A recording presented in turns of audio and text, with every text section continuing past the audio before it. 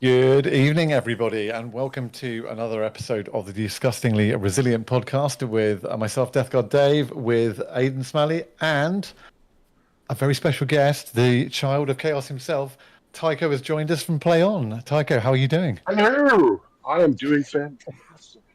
I am having a great day. I get to do the job I love. It's pretty awesome. So yeah, I'm doing good, doing good. Good, and I think we're all very happy being devotees of Nurgle right now, aren't we? Are we ever? Have we been blessed by the grandfather or what? This is the time. This is the time in the sun, folks. Slurp it up. Yeah, I think we always say that we've played, through the good times, the dark times, the D for Death Guard times. I think all of us have stuck with it. So yeah, I think we all deserve this right now. Absolutely, absolutely. And you know what? It feels very appropriate that things kind of come and go in the Garden of Miracle, doesn't it? Yeah, yeah. It's a cycle of birth and like near death, not quite death, and then back to full life. Rebirth. Aidan, do you want to just do Exactly. it? Do you want to do a quick check in the chat, and then maybe we can sort of say if people want to comment about how people can do that. Maybe chuck in a question as well. Yeah, of course. So thank you everyone sort of for being here tonight. We've already had a couple people become members. Thank you very much to State Root, Chukanori and Wuzza. Thank you guys so much for the support. Again, please do like and make a comment or any form of interaction. Any questions you want us to ask, feel free to drop them in the chat and we will pick out some good ones and interesting ones. And yeah, we'll just go. I'm not going to spend too long on chat. Obviously, we've got a very special guest here. We're all on very limited time. Unfortunately, we're all very busy, especially with current 40k release schedule. No doubt you are incredibly busy, Mr. Tycho. I am literally painting as we speak. So. What are you painting? I am actually painting an exocrine now, but yeah, I have a lot of things coming across my desk. I'm building a couple of extra mephitic blight haulers at home, but yeah, it just doesn't end. My nearly full-time job is painting for PlayOn, so I get to paint everything under the sun. It's pretty awesome. That's pretty cool. I guess that probably leads us really nicely into bit. Could we trouble you to give us your kind of 40k history, Tycho, and how you got into it? Oh wow. Okay. Sure. When I was very young, I went to on a like a family vacation. A friend of mine, and I was I think 14 years old, and he had gotten into 40k like a week before we left, and we didn't bring it. He didn't bring any of the books, but he just talked about it the whole time, and all telling me about the gods of chaos and Nurgle and stuff, and I was really into it. And as soon as I got back, I had to go to the game store and see what he was talking about. I was already into like painting, like, military stuff, like playing tank things. And yeah, kind of just immediately fell for the vampire counts and the Chaos Space Marines. And yeah, this was in I think 1994, so it was a while back. I was just born. Well, don't worry, I'm Yeah. a 78 child, so I'm probably with you there, Tycho. And then was it? How did you kind of then did it progress from? Was it always the sci-fi side of things you liked, or did you start in kind of fantasy and then move on from there? Yeah, I started actually in 40k mostly, and kind of did both, but kind of focused on fantasy pretty quickly. Particularly vampire counts for a long time in tournament play. Was really into that, and was a little taken aback at the end of fantasy. But pretty much just pivoted to 40k and kept on merrily rolling dice in the name of the chaos gods. I've been kind of in and out. There's been times where I haven't had an army on the go and had life get in the way, and that it does easier or harder to keep playing, but always found a way. For a long time, it was always like on a shoestring, always using my paints left over from art school, and a lot of scrounged and borrowed models, and I loved collecting bits and building stuff out of garbage, and we had a wonderful time just playing on kitchen tables and floors and pool tables, but eventually got into tournaments and really had a great time going out meeting people and getting my butt kicked by the real students of the game, and it really showed an amazing new world of competition. I really love the camaraderie and having someone show me exactly how they kick my ass as Yeah, yeah. a really enjoyable afternoon. And ate it up, got good, and I think I've only won one tournament in all that time, and it was a small fantasy tournament in the States a long time ago. But I've kept it up for the most part until pretty recently, where I just haven't had time with play on. I play here. Well, yeah, I you don't guys get play. You must. Yeah, you get to play, like say, a good chunk there, right? And against different armies on good rotations, and you have guests in, and so I mean, I guess that must be nice. But I guess that's also a part of it, your hobby, the joy of your hobby, also being your job. But then that comes with the the double edge of the sword, and then you don't get to go out and actually play as much. That's exactly it. It's a heavy price, but it's It is. a It is. price that is really, really worth it to be able to do what I love full time. And That's amazing. Yeah, it sounds like yeah, a bit. We had the way you described it. I'd been reading the books since I was a kid, and really enjoyed the kind of lore of it. And then during the first kind of big COVID lockdown we had here, a friend of mine who's been playing forever, he basically hassled me into playing, and so I learned the rules over about 3 months. And then I went to LGT. I just went to LGT, going, okay, I want to see what this competitive scene is. And obviously, as you described it, I got my butt kicked horrendously 5 games in a row, which all lasted probably no longer than an hour and a half. I was really interested to see whether it was going to be a hyper competitive, aggressive, kind of really, really overly competitive scene, or actually would it be something different? And I'm really pleased to say that I had such a good experience through the whole thing that it then made me go, wow, there's a really good community here. Even the people that were helping me while I was playing, kind of, they were a lot of people that knew so much more about the game than I did. And I very much described it as going, I learned more in those 5 games of being brutally destroyed than I did in all of the 3 months of playing as much as I could to try and learn how to play. So that certainly kindled, that sounds familiar, and kindling my love of how I then wanted to go in and play competitively too. initiation by fire. It works. It does. It does. And then I guess if I'll ask you I'll ask you one more thing about kind of you and play on, and then I might hand over to Aidan to maybe jump into a few of the kind of maybe more codex and detachment, how you're feeling about that side of things. So guess before I do that with him, how did you get into play on? How did that come about? Have you been in it from the ground up, or how did you know JD or somebody, or how did that all come about? Yeah, I was there day one. We were all tournament players that knew TAC, and they were all basically personal invitations from him, with him saying, I'm going to retire and do a YouTube channel. Do you want to come hang out, see what it's all about? I'm ordering pizza." I said, "Ooh, pizza, yes." The ultimate law. Yeah, Yeah. and it's true. We all showed up for pizza and then heard the pitch, and I think every single one of us was synonymous with "It sounds like fun. When do we start?" kind of thing.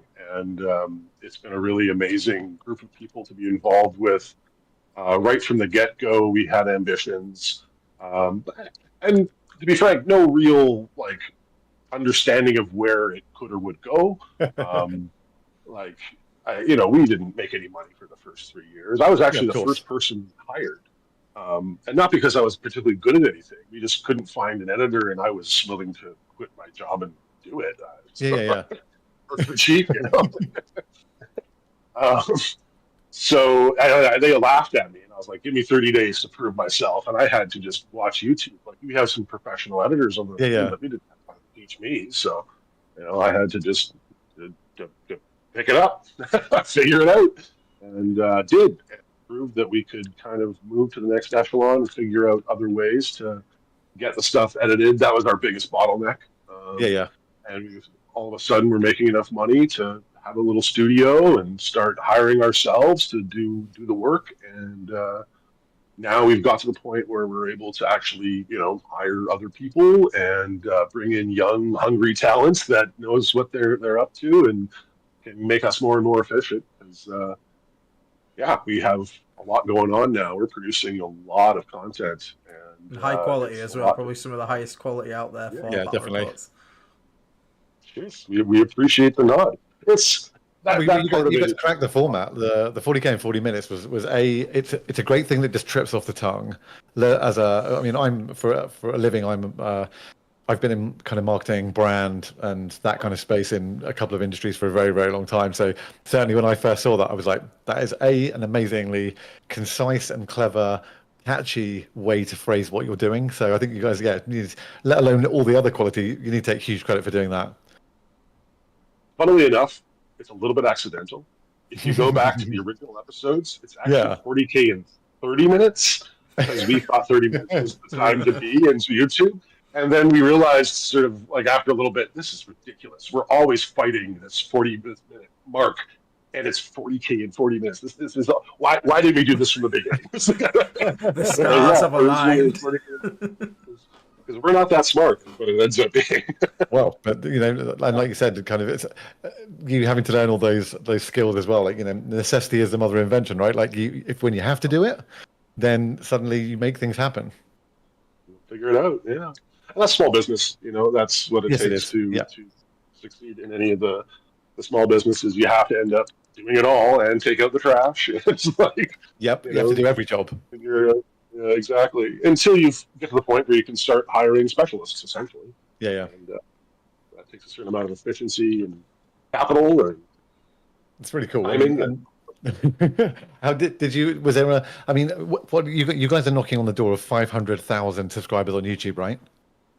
That's pretty wild. That's absolutely amazing. I mean, like that is like an incredible number. Is there a point? Do you still have bits where you maybe, I don't know, kind of you look at that every now and again, you look at that number, you notice it, and be like, wow, this is where we got to?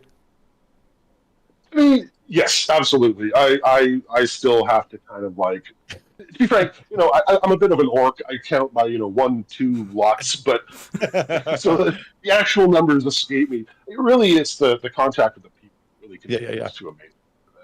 Being able to touch people's lives and like have them talk about how they've been able to get through tough times because of the entertainment we provide, and show them that they can still have fun with the hobby that they love, but kind of had some trouble with, or had a moment that didn't meet their expectations, that we can kind of get them past that and show them the love of the game, the fun of the game. That's why we do that. What we sell is fun. It's a good calling. And how did you ever envision that, like a kind of a point in your previously? Did you ever think, oh hey, kind of that? I guess that becoming that, like becoming a, and I know it's way more than this, but to a lot of people that maybe see you from the outside, or their experience of you is play on, of being like a content creator, and how that kind of, how friends and family and kind of like other people, maybe when you were like, oh yeah, this is what we do, and this is how big it is now, and this is how many people we touch the lives of. Yeah, I mean, I think there was. I mean, I was in theater as a young person, and always a bit of it. And so I think that the sort of like theatrical performance side of it wasn't something that surprised the people that knew and loved me.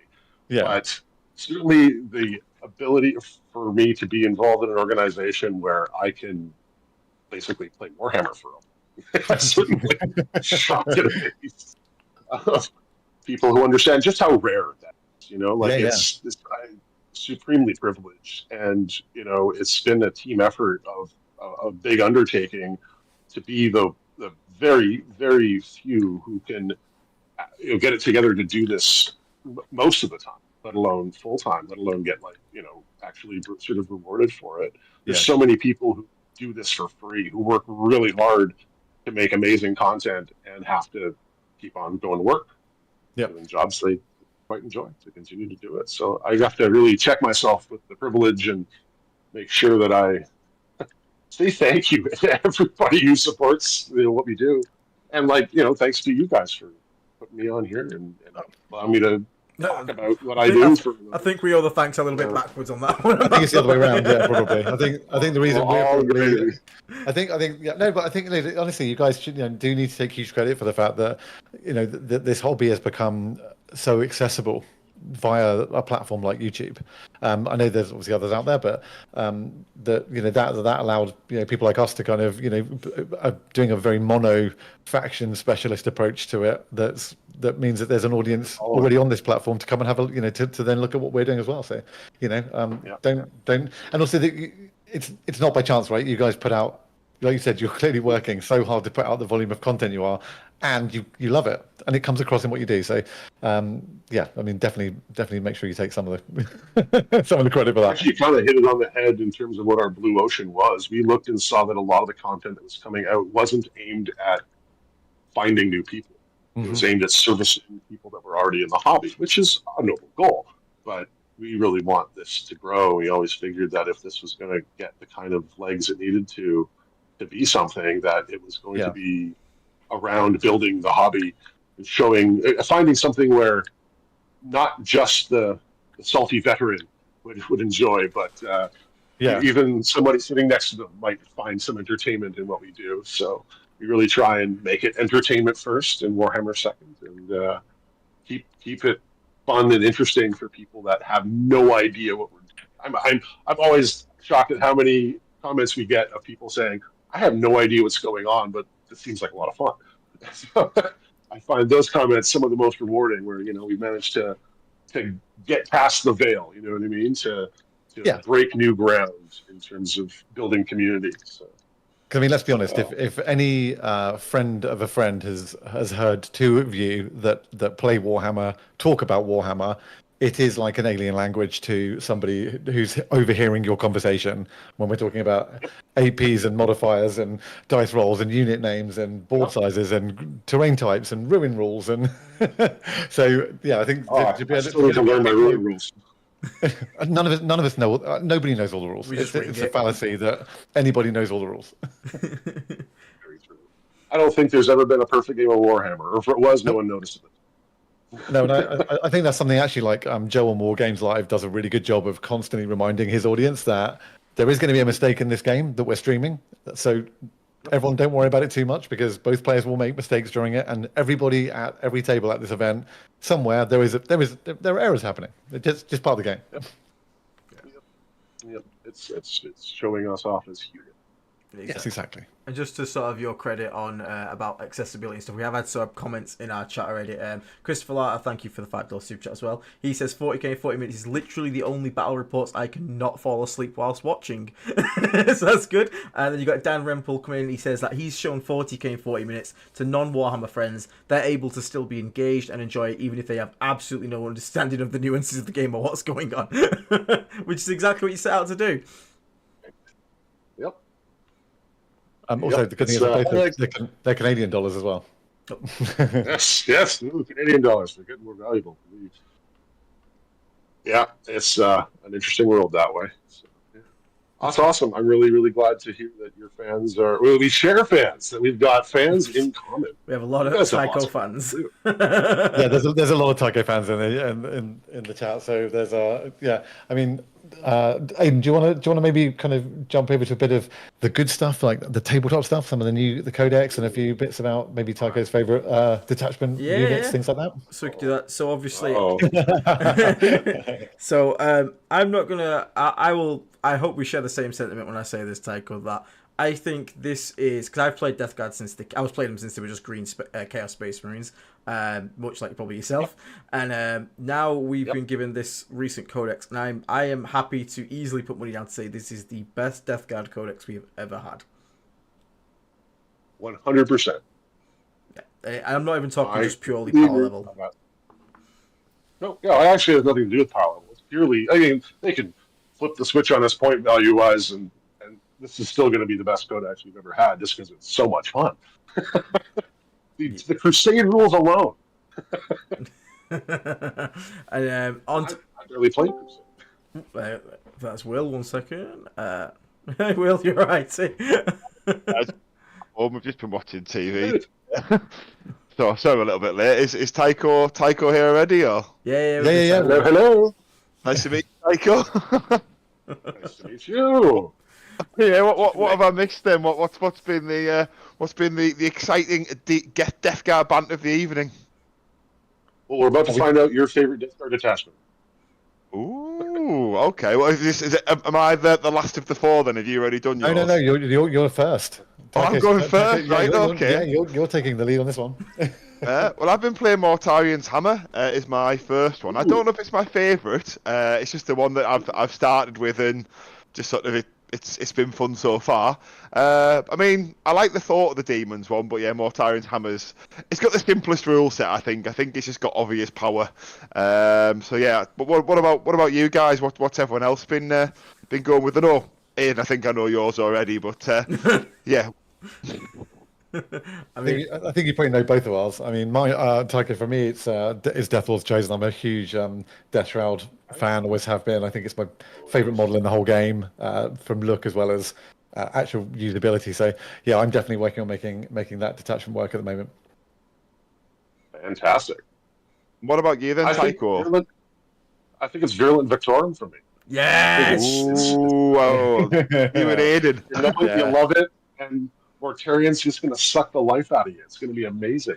That is my favorite stratagem. That leech I don't spore know. option. Oh, it's so good. I keep on trying the other ones. I had a blast with Mortarian's Hammer, literally, and I've tried a few of the other ones here and there. I think that the Poxwalkers are going to be incredible in King of the Colosseum, but Oh yeah, definitely. too many models at 2,000 points. I don't know if I can handle that one. I don't think your opponents will be able to handle Someone's it. going to love it. Yeah, I think Champions of Contagion's got possibly the most interesting rule set, but whenever I write lists for it, it just feels like it hasn't got enough stuff. So I don't know if they just need to put it on the table or not. Have you tried that yet, Tycho, or are you sort of quite content with it?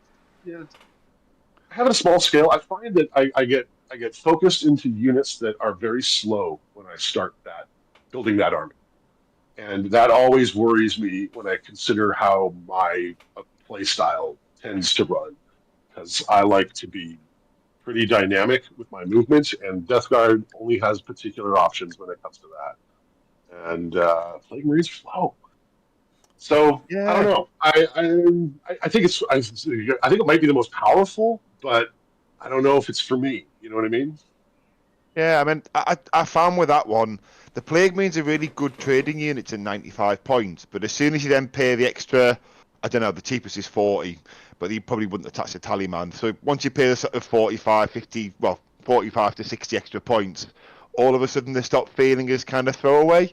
And admittedly, the stratagem support is amazing, but then you've got to have a Demon Prince and Tallyman, and all of a sudden you just have all these supporting role units just to make like one sort of like efficient trading unit really sing, but at that point, have you spent enough points? It kind of stops being sufficient. It feels, but I don't know. Like I've not put it on the table yet. That's just kind of how it feels when I look at it on paper.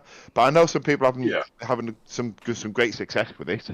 I mean, what about you? I know the Plague Marine specialists are super happy about it. I got a few of those in my neck of the woods, and feel like they're going to be able to take all comers. I fully agree with you that as soon as I've paid for 10 Marines, 2 characters, and a Rhino, we're staring down the barrel of 400 points, and that's a big ask, So I don't know. I'm an MSU sort of drone fanatic. Is what I am. Drone fanatic. Every game I've ever watched of yours, we've got the drones are just always the core there. Now we can take 6 as well. Can't even hold without them. I know they looked into my mind. We're like, what would Tycho want? Oh, he wants more drones. Here we go.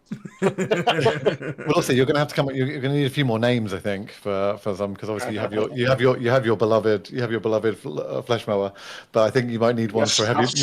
You might need to name a heavy blight launcher drone as well, I think. Oh yes, I used the old what is it, Greater Blight drone? These are Greater Blight drones, yeah. Yeah, that's all I've got for those. So, but they definitely need some names. Although, to be frank, I think that unit's overhyped.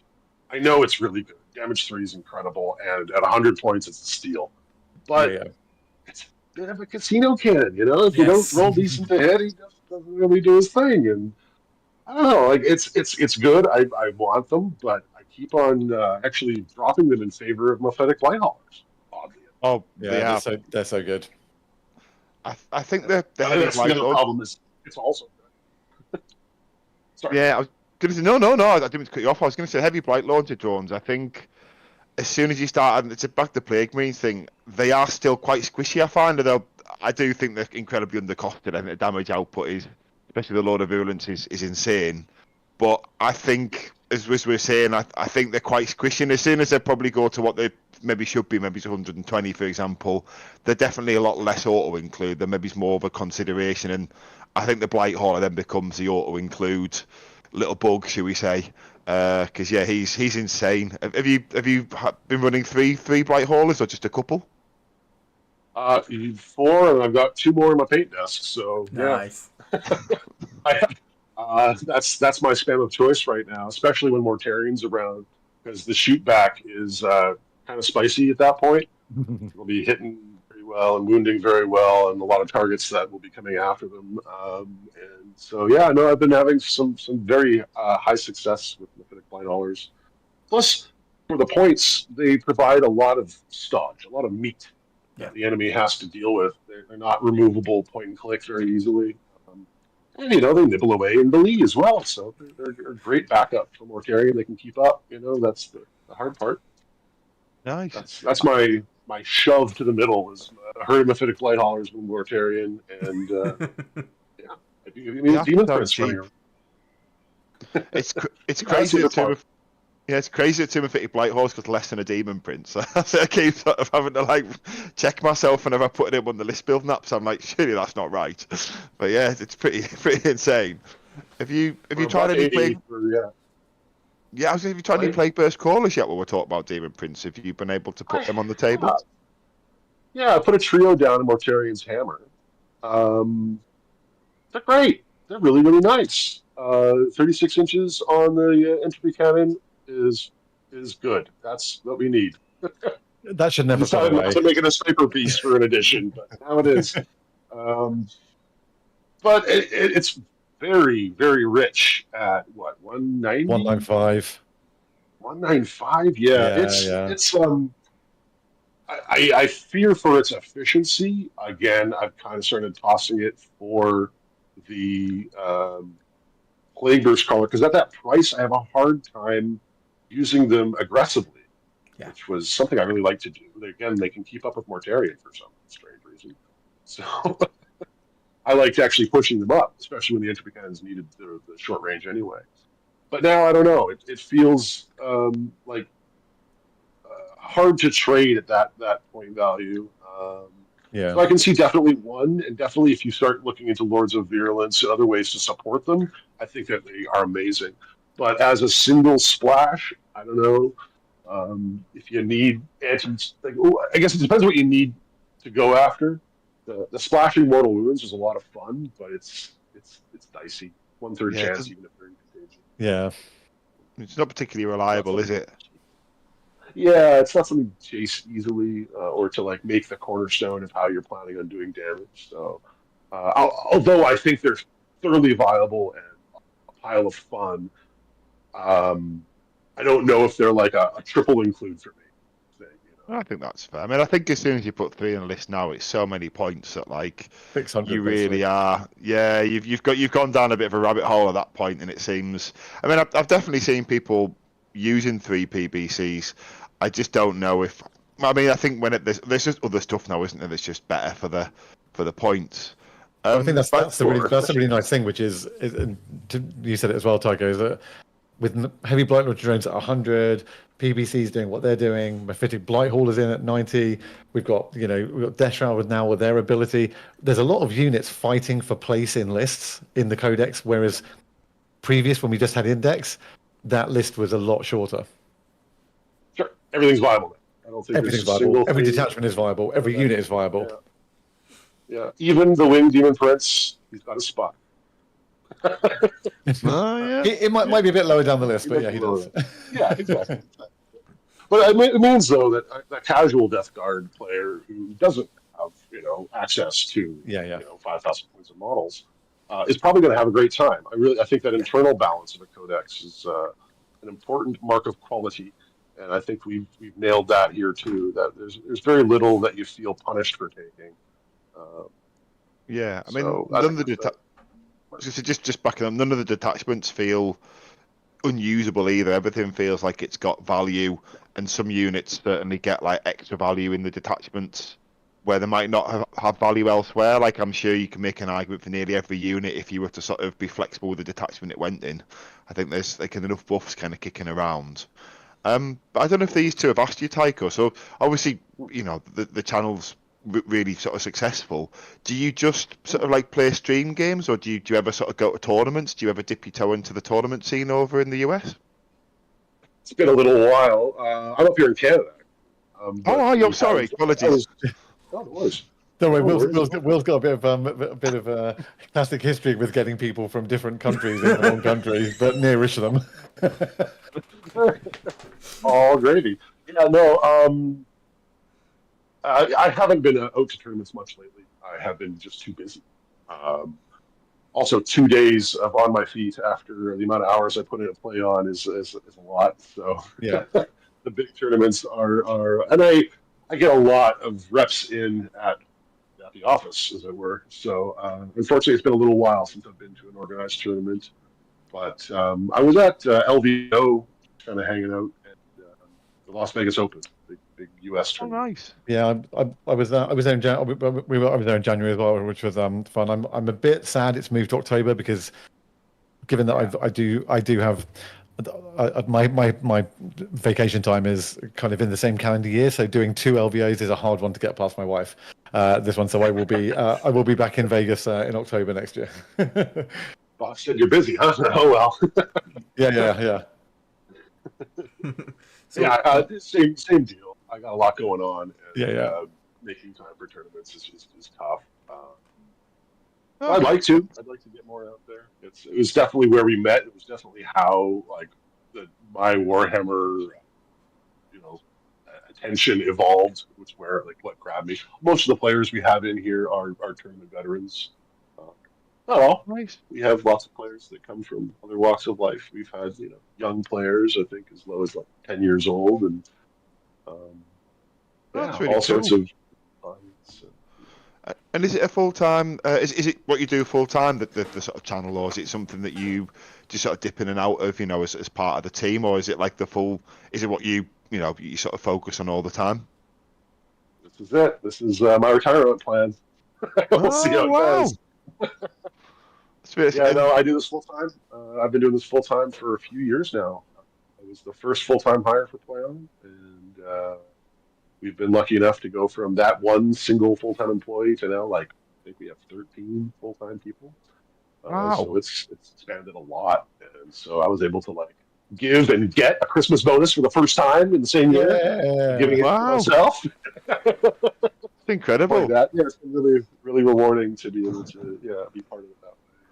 So what did you do before this then? Because it must have been one of these things where, like, I imagine as a kid it might have been one of the things. I'd really love to play Warhammer for a living, but like it's it's such a pipe dream. But then you've made it a reality. Like, what was your life before you did content? Well, like you say, at 8 years old or 10 years old or something, I told myself that I had to do something other than paint models in the basement. So I did. I was in security for a long time. I was a bouncer. I did. I've gone through a bunch of jobs. I was a plumber for a little while. Before, like just before COVID hit, I was actually going and retraining as a barber of all. And then, like a week before I was to graduate, school got shut down by the government. So that happened, and then I didn't want to be a barber anymore. Okay. Yeah, surprisingly. Yeah.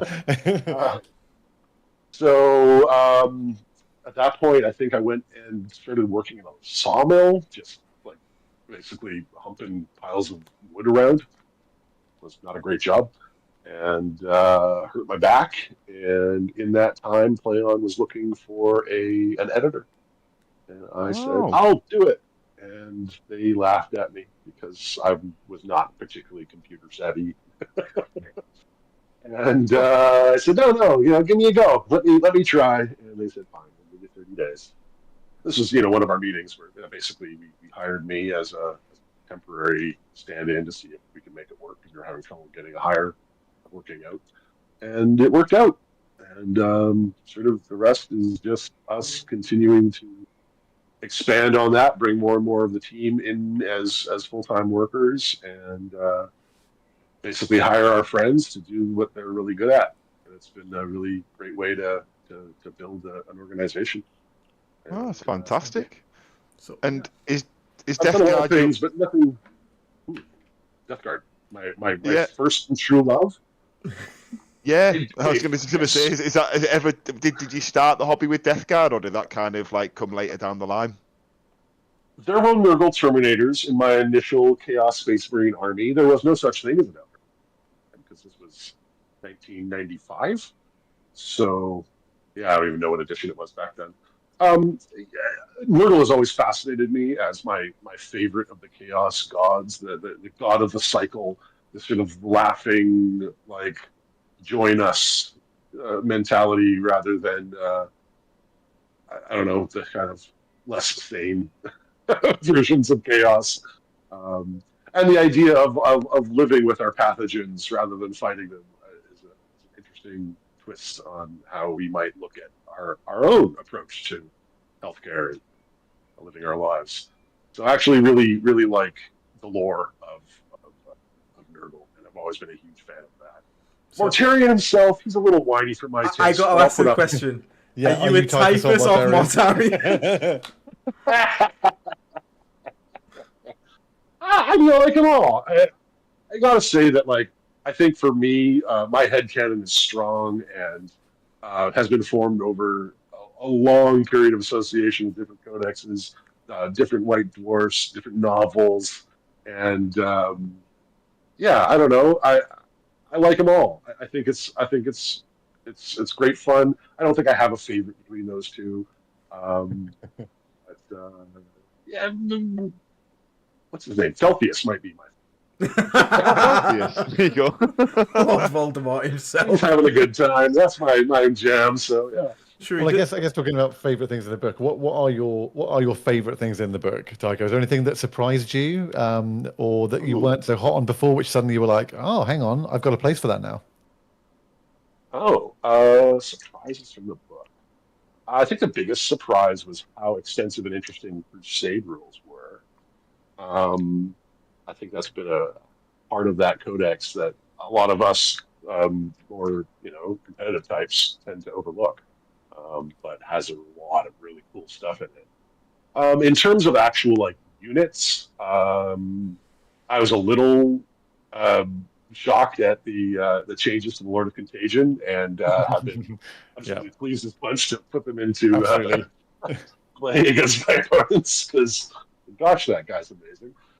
I think what surprised me was how comprehensive the changes were. I think a lot of people were holding out for a 5-up feel no pain, and that they're a little bit in the past of what Death Guard can and will be. Yeah.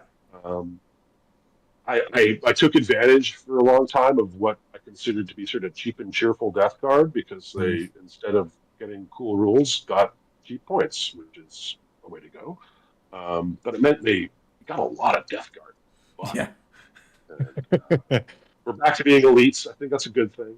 Yeah, I agree. I don't know, I've been around a long time. I'm interested to see where it all goes and like what the meta shakes out, because there's lots of cool stuff, other stuff incoming, and yeah, I don't know. Like, we're not going to be on top for long, but I think we need to slurp it up right now. Oh, 100%. Yeah, I make don't the know. most. Surprised? Yeah. Sorry.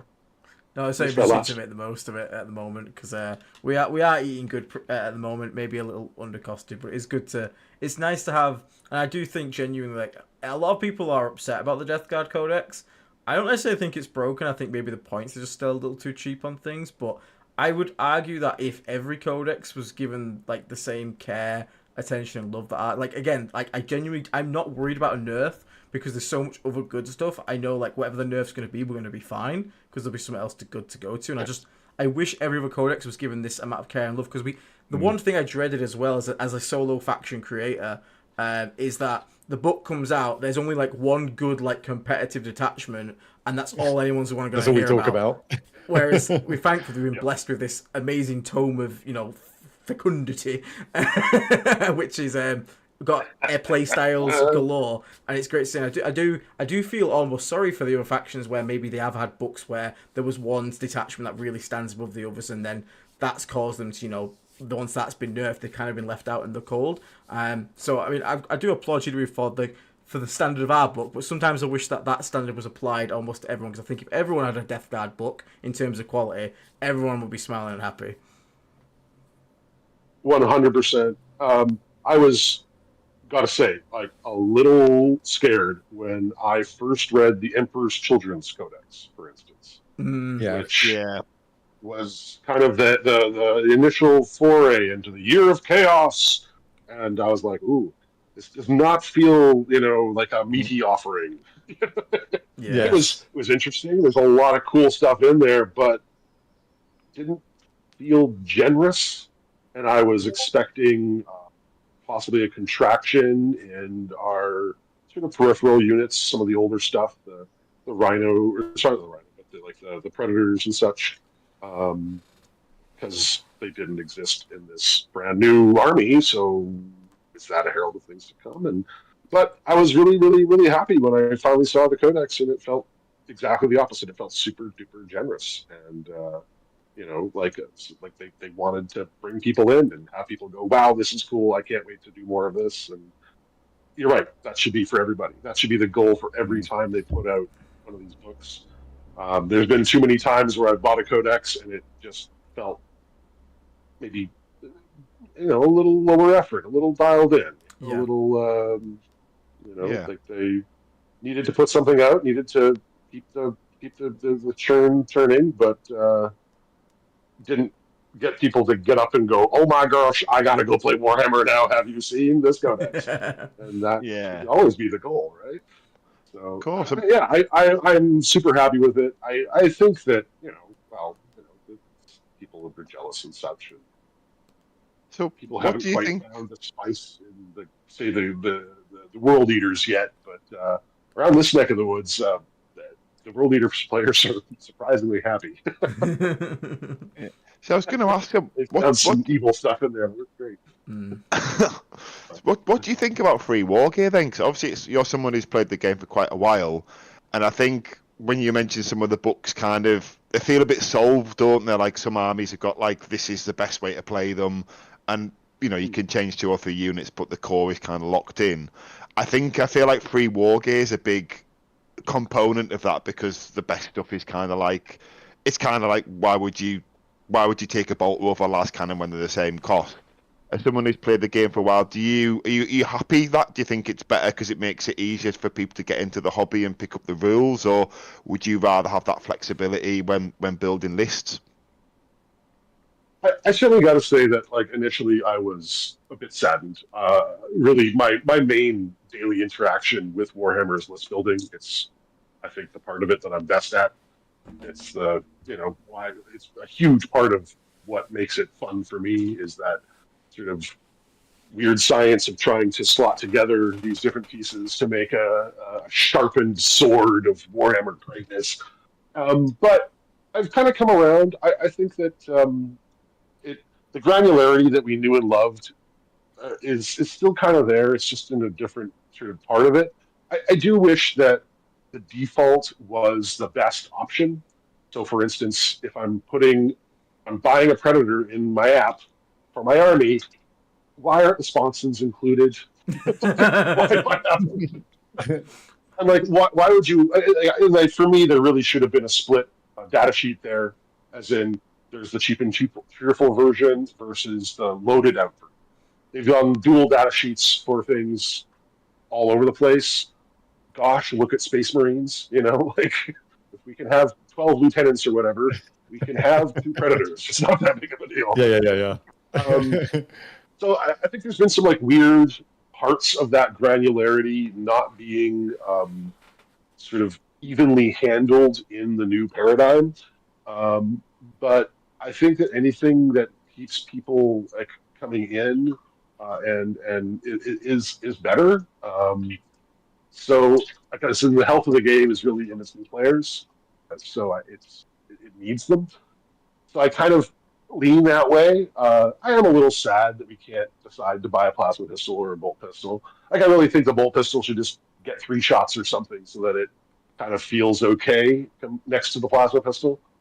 Um, they could do better at that, at making there not be a best choice, which is always, I think, a little bit of like that part of it is actually gatekeeping.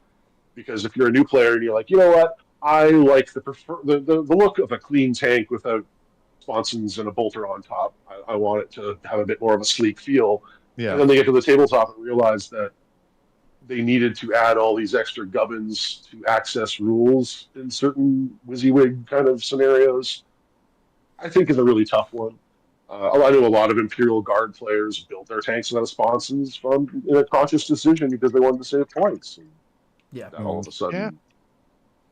I just wanted to read out a quick super chat from Brian Turrell for $10. Thank you very much. He says, one of my favorite things about PlayOn is the focus on fun, cool games and terrain and unit selection, not just competitive play on GW terrain setups. Love it. Tycho is the man. And we love that too. Like we play for the fun. I think a lot of us do find a lot of fun in like competitive, like tournament style. I want to be the best. I want to play against the best. I want to play against somebody else at their best, doing their best to take me out, and then I want to beat them. That's the dream, right? You know? But yeah, I don't know. Everyone's got a different feeling on what fun is, and like I definitely have sometimes a little bit of a struggle discerning between somebody who's looking to play a casual game or a narrative game, or what the difference between those might be. Yeah, it's thin margins. Someone who has a great time playing narratively with their hardcore tournament list, I think is totally viable too. You know, like you just if it's not about the actual score in the end, is that more casual? Like what the defining features of those, I think, is just sort of different kinds of fun and tension. My opinion is you can have the maximum amount of narrative, you can have the maximum amount of competition, and you can be casual about it in terms of like the outcome is decided by the dice and your decisions and tells an amazing story, but you were both playing to the top end of your capabilities and doing your level best to destroy your opponent the whole time, and that all can exist in the same game, ideally. That's hard in practice. So, you know, a lot of communication with your opponent and keeping up with what the expectations are of the game in front of you is I think, super important.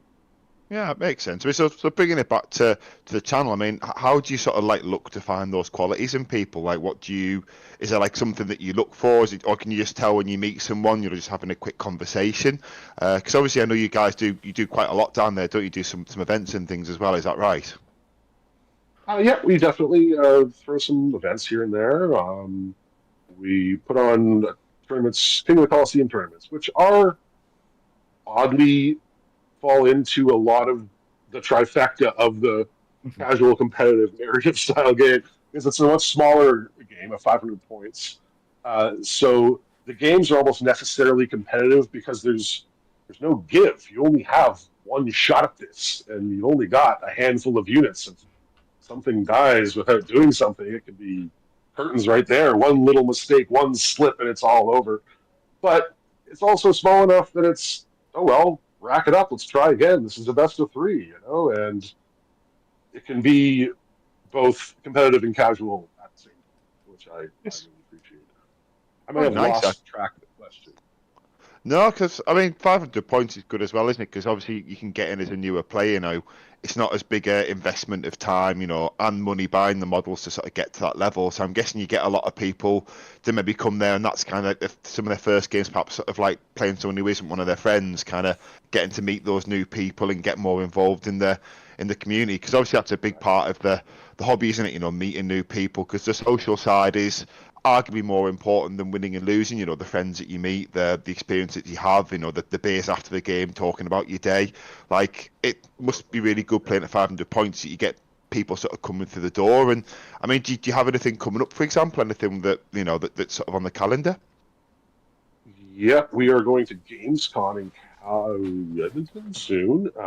We are going to be at the LBO in October. We're also, I think, going to Switzerland. I can't remember the name of the Oh wow, that's quite a Amazing. cool one. trying to get out there, trying to show off our cool toys. Yeah, nice.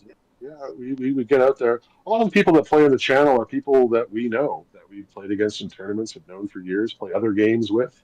We love the game, and there's a lot of people who want to be involved. So we do our best to try and get people that we've had positive interactions with on the show to show that off to Oh, the rest of the world.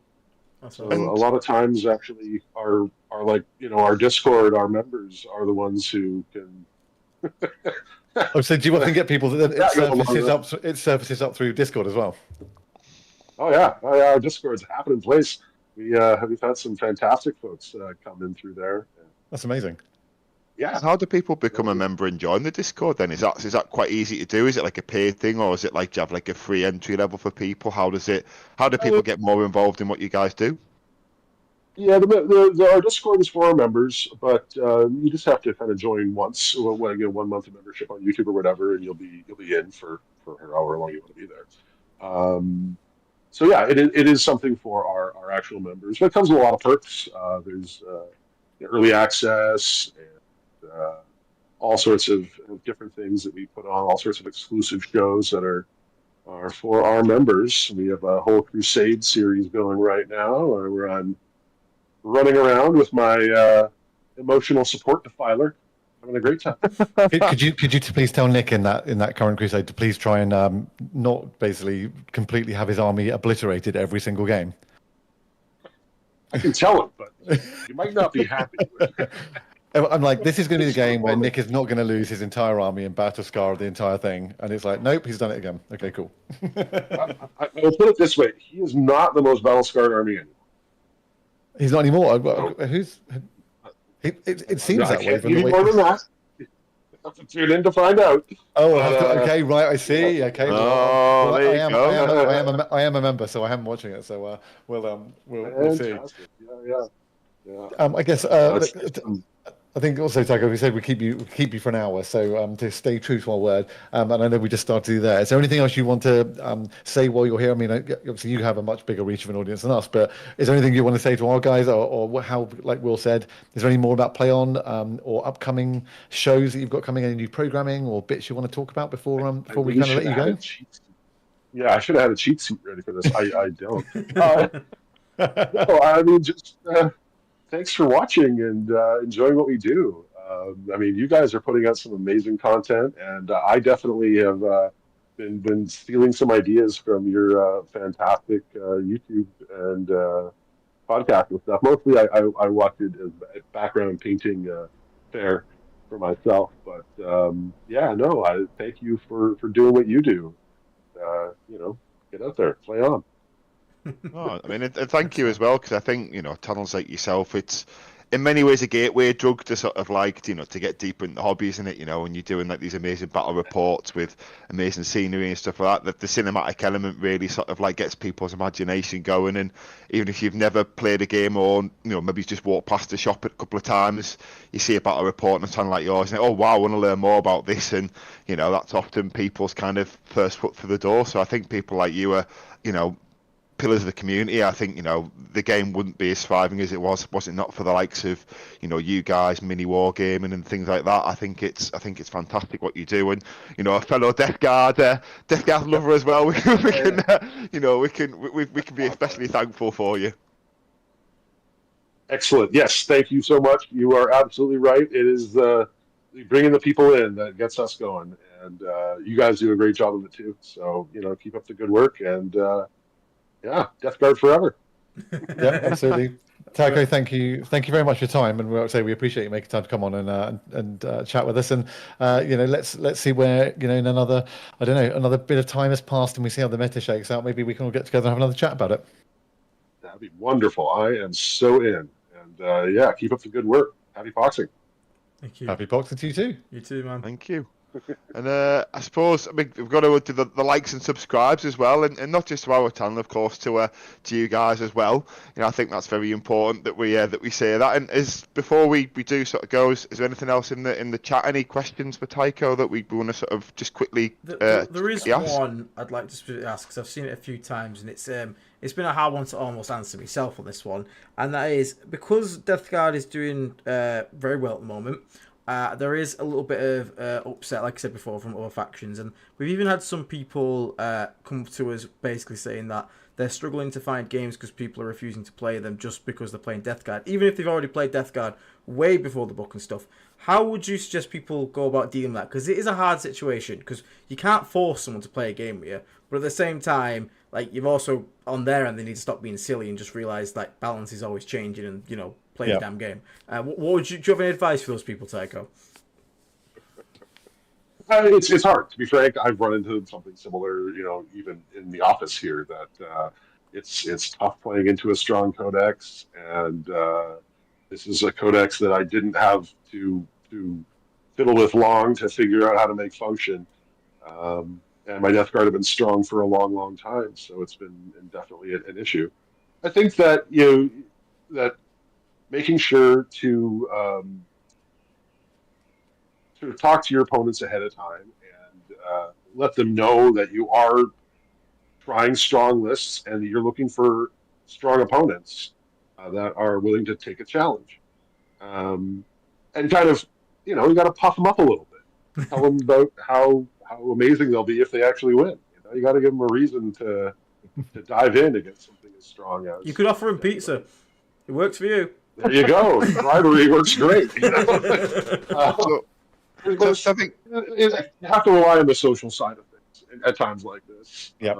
And if you're looking for getting games when you're having a really competitive list, you might have to go find competitive players. Yeah. And that makes sense. play against people that are looking to sharpen their sword against the best to figure out how they're going to solve this riddle when they get to the table in a competitive scenario. So oftentimes clubs that have people that are looking for competitive practice are the place to go. Yeah. Yeah, makes good sense. Because I was going to suggest as well, I think, because we've sort of been talking about a little bit some of our friends, maybe you could even, what the points you think the point should be, so you could always write a list where you write the Bloke Jones with heavy blight lance is 120, and you greet your opponent when I'm effectively playing 90 points down just to balance it a bit. If it's a more casual friend who, is getting a bit stressed about, might be an unbalanced game. I don't know if you ever guys have ever thought about doing that before, or I suppose it's quite an extreme sort of answer to the solution to the problem. I mean, I think it's a great answer in a casual scenario, especially if your friend's like, "Yeah, I'll play it, but this is not going to be fun for me," and you're like, okay, well, what about if I, like you say, dumb it down in some way that makes you feel like it's a fair contest? It's harder a little bit for us to do that. On a certain level, a lot of people tune in to see the game played, how it's sold. Yeah. Or at least see the game played, how it's going to be played in their circles. And so we kind of have to be careful about too much house ruling, too much modification from how the game comes out of the box, because it becomes harder and harder to parse when you have more metas to keep in mind, and every meta is different. There are places where Death Guard aren't considered to be the bee's knees. There's places where Space Marines have never been off the top. There's different little groups that form all over the world, and they all have different ideas about what's to this or that.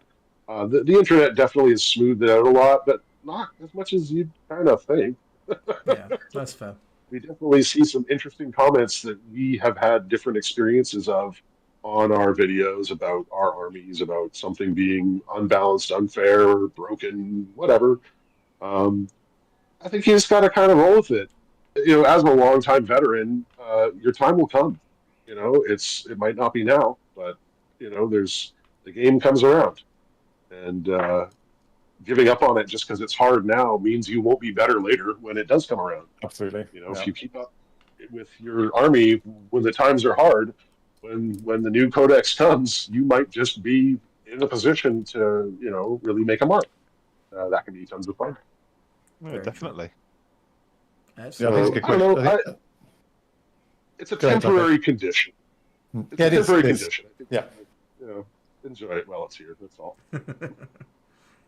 Yeah, I was just going Yeah, to say that what I've done at Any my other club, interesting whereas topics? I've asked people to just bring whatever it is they want, like like as in make a list within the rules, but like if you want to bring something that you think is the absolute strongest thing that you've got within your setup, is to bring that. Like feel free to just bring something that you think is really really powerful and really really strong into the matchup, so that it's a bit more, like I say, it's a more positive tailwind on that for them as well. Right. They can bring the gloves off and have Yeah. a real slobber knocker. Yeah, triple Australians. Here we go. There's lots of twisted, evil Warhammer lists out there, Oh and they're yeah. not all Death Guard. It's very true. Very, very true. Yeah. Excellent. Well, we don't want to keep you too long because obviously we asked for an hour and you forgave us more than that already. So thank you very much for your time. As long as you want, but have a great time. Eat lots of cheese. I hear it's good in England. Yay, thank you. Love cheese. Okay, you might not know this, or why Will is laughing maniacally there. But when we said that when we get to 10,000 subscribers, Aiden has to eat cheese, has to do a cheese plate stream, and Aiden actually detests all forms of cheese. Yep. So sorry, Aiden, that you are that wrong about cheese. I have had Yeah. this opinion given to me many times. Don't worry. I'm aware I am a freak of nature. Yeah. Tell you what, Tycho, you could chip in because we've hit 10,000 now, so we're going to do a stream where Ian has to eat some cheese. What cheese do you think Aiden should eat? I feel like that you can have that privilege as part. You can put the first cheese on the plate. This is a great opportunity to bring one more into the fold of cheese. Yes. Possibly a Wensleydale or something. Very sharp British Wensleydale as well. I like that. Gruyere. I can see Yes, David yeah. getting his Aged pen. Gruyere is my thing. I'm with you. You got a lot of You're choices. making a note of it, Dave. Yeah, well, I'm going to do it with him because I love cheese. I like cheese plates, so I've already bought a couple of the bits that I know he needs, because I'm actually going to post him a cheese Guys, plate. let's do it at Leeds. Please. No, because Aiden's actually got to play and not just be being sick. That is true. So Poor guy. I feel like I just really want to watch it. right, okay, cool. Tycho, thank you very Sorry, much. we're good. Yeah. Will, do you All want to wrap us out, so to speak, quickly? Yeah, I mean, thanks very much everyone for watching. Thanks so much to Tycho. I guess do a bit of housekeeping, shall we, guys? Just quickly, just very like, quickly. Just a quick one, yeah. Can I just get something very quickly? Sorry, guys, for not calling out all the gifted memberships and stuff tonight. We obviously just wanted to let Tycho speak because we only had him for so much time, so we didn't want to keep interrupting as we normally would. So we are thankful very much to everyone that has either super chatted or done gifted memberships or became a member. Thank you guys so much for the continued support. I'm sorry I didn't call you out by name, but I hope you guys understand. We just wanted to make sure the interview didn't just get bogged down by us having to do a lot of admin stuff all the time. But we really do appreciate you guys. Thank you so much. Sorry, back to you, Will. No, I was going to say, like and subscribe, of course, as we mentioned before. But also, we are affiliated with Development Games in the UK. So if you're buying anything, especially, still a lot of new stuff coming out, please see the affiliate link in the videos. Just gives a little kickback to the channel. Also, we are affiliated with Saltire Games. They have some branded sort of gaming utilities, things to measure contagion range, 9-inch measuring sticks, stuff like that. We have the merch store where you can buy hoodies, t-shirts that Dave and Aidan wore on the Vanguard Tactics stream, for example. Also, Baron of Dice. Do they have the stock back in yet, Dave? This is probably a good one for you to take over. After the third sellout, they are back in stock and they're still in stock. So he has obviously ordered a lot this time. For now. Yeah, it's a challenges on though. And Aidan, maybe run through the new Discord tiers. Might be a good place just to put a nice round up nicely. Yeah, so just very quickly on Discord, we have 3 membership tiers now. We've got Plague Marine, Blight Lord, and Death Shroud. Plague Marine gets you access to the Discord. Just like Tycho's Discord will never kick you once you're in there. You're free to stay as long as you want. But the Blight Lord tier and above basically gets you access to Priority Plague Surgery, which is the streams where we review your lists for you guys. And Death Shroud tier is a completely just wanting to flex, show support. There's no real extra advantage to that one. It's just completely to show extra support. And also get a purple name on the Discord, which is, you know, a snazzy looking name, I'm not going to lie. That's the important thing. Yeah, important. And at the moment, for our Plague Marine members, Black Lord and Death Shroud, we're having a painting competition, which went up today. The rules for it are on the Discord in the painting competition section. You can paint any model, not just Death Guard, although we definitely won't be biased and pick a Death Guard model to win. Definitely won't be that. But no, if you guys want to get involved, and again, it's not about painting skill necessarily, it's just about being proud of your hobby. I know I have no chance in hell of ever winning anything in the painting competition. I don't paint anywhere enough. But I'll enter stuff because it's just about being proud of your own work. So don't sit there looking at your model thinking this isn't, you know, the Da Vinci of 40k. Just get yourself involved and have some fun and show off what you're proud of. So, yeah, that's all for me for now. Brilliant. Is there anything you want to add, Tychos, as his final words before we go? Anything you want to plug on your side, for example? Anywhere that people can, you know, like, subscribe on your side? Sure, yeah, you know, tune in, check out a Battle Report, like, subscribe. You know, we got the merch store going on with Level Up, and same stuff. Yeah, I think you guys are doing great. I'm really stoked that the Discussing Resilient podcast is in the world, and I get to take part. And thanks so much for having me. Oh, it's been a pleasure to have you on. Well, I guess thanks everyone for listening, and I guess we'll catch you in the next one, guys. Ian, got to say your favourite catchword. Oh yeah, what the it's Nurgling time or stay rotten, because apparently Stay rotten. There you go. Rotten, Didn't even know his own catchphrase. I've been given so many by the community. I've also got bongulating time apparently as well. Oh right, okay. I thought you said we got Cheese Boy now. I thought that was your new Cheese name. Boy.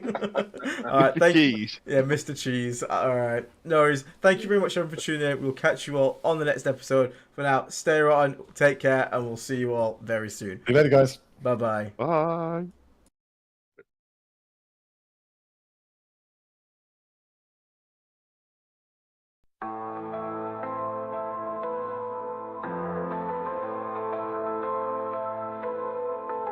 In the shadow of decay I rise, Typhus the herald beneath poison skies. With Nurgles rods I lay worlds to waste, the Reaper's scythe no life can escape. Beneath the flies, beneath the filth I spread the plague with a twisted will. From festering wounds, corruption grows in the heart of death god where despair flows. I am the harbinger, the bringer of disease. In Nurgles' name I spread death with ease. Pestilence walks with me hand in hand, rivers of filth drown the land. I am Typhus, master of decay. In the name of ruin I claim the day.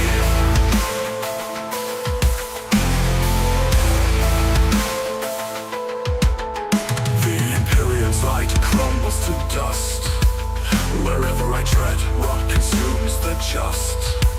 Space hulks reek of a foul rebirth, carriers of plague across the cursed earth.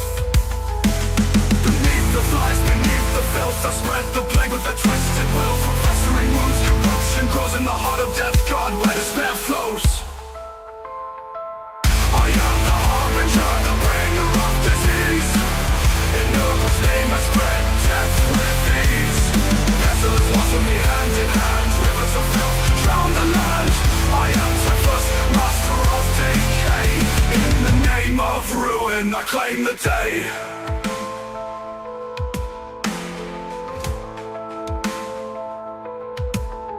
The Imperium's light crumbles to dust. Wherever I tread, rot consumes the just. Space hulks reek of a foul rebirth, carriers of plague across the cursed earth. Beneath the flies, beneath the filth I spread the plague with a twisted will. From festering wounds, corruption grows in the heart of death god where despair flows. I am the harbinger, the bringer of disease. In Nurgles' name I spread death with ease. Pestilence walks with me hand in hand, rivers of filth drown the land. I am I claim the day. Nameless howl, the gassing walls, the little tides, new light is born. Nurgles passing, a twisted grace. I embrace your heart in my cold embrace.